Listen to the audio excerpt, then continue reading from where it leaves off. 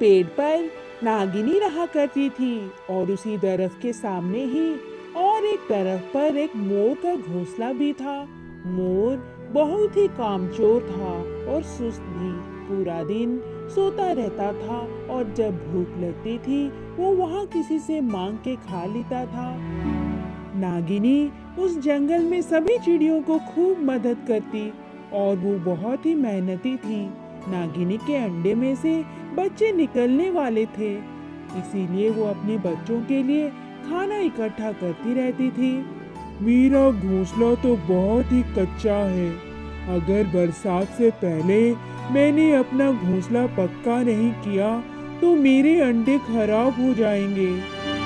नागिनी बहुत ही मेहनत करती। फिर एक महीने के बाद उस नागिनी ने अपना एक पक्का घर तैयार कर लिया था और नागिनी को बरसात की कोई चिंता नहीं थी। अब मेरे बच्चे बारिश में नहीं भीगेंगे।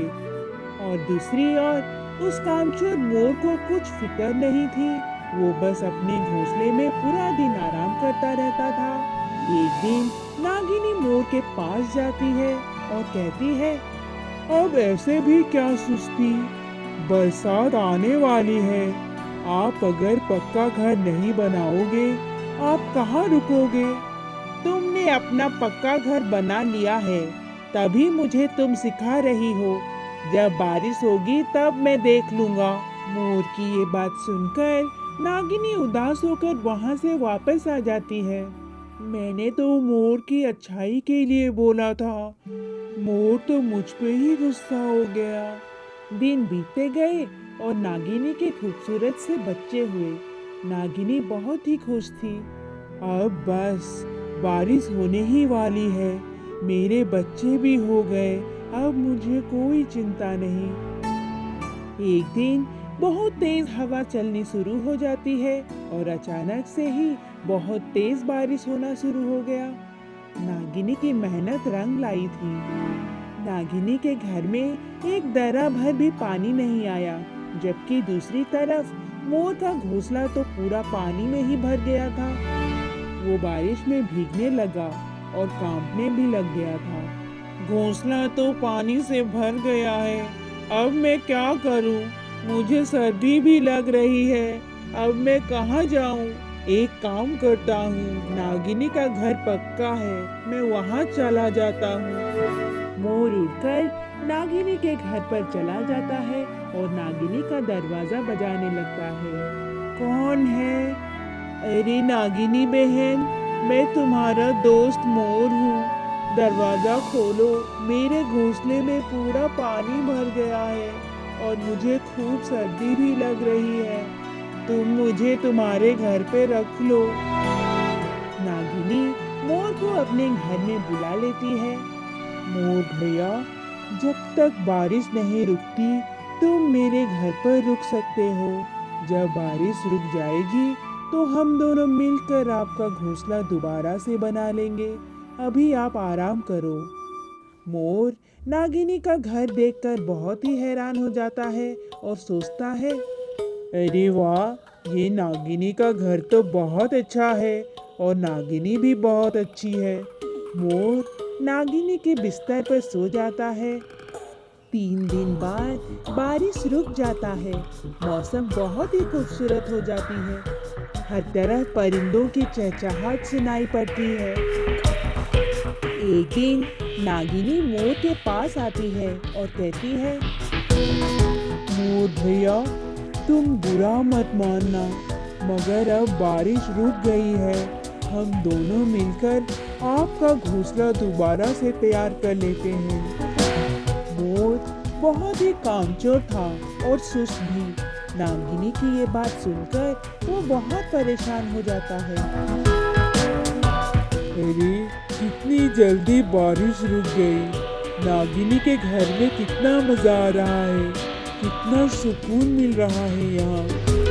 पर नागिनी मुझे घोंसला बनाने के लिए कह रही है। फिर मोर बहाने बना लेता है।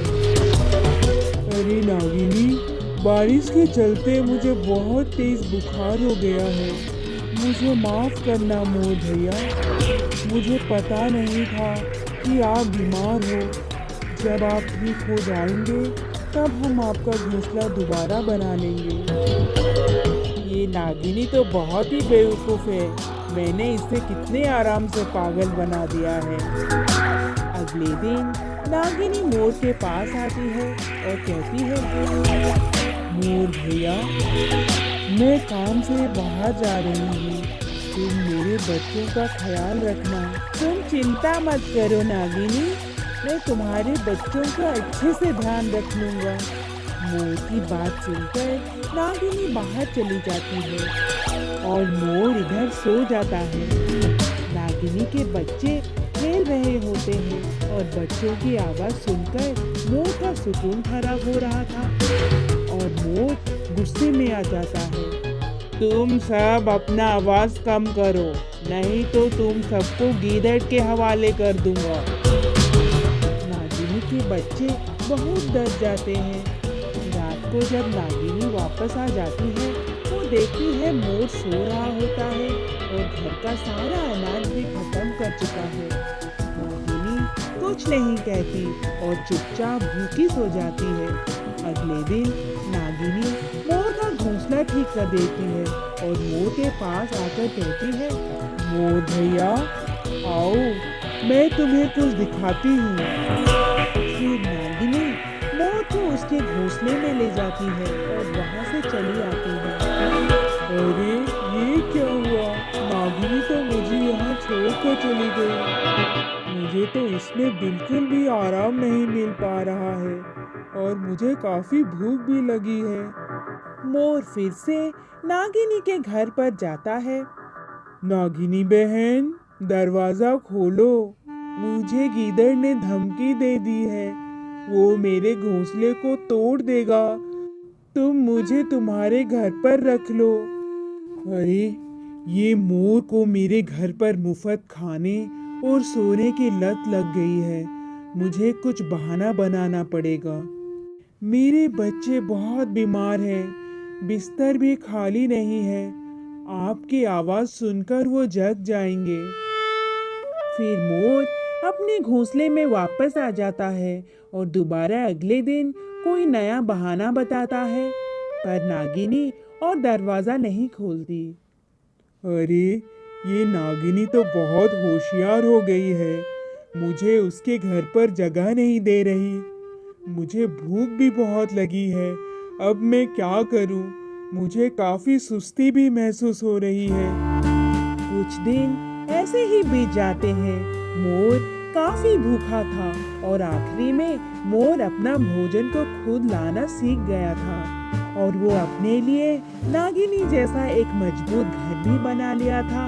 नागिनी ये सब देखकर बहुत खुश हुई। इस कहानी से हमें ये सीख मिलती है, हमें मेहनत कर अपनी जिंदगी बसर करनी चाहिए, ना कि दूसरों के आसरे में रहना चाहिए, क्योंकि मेहनत में ही अजमत है।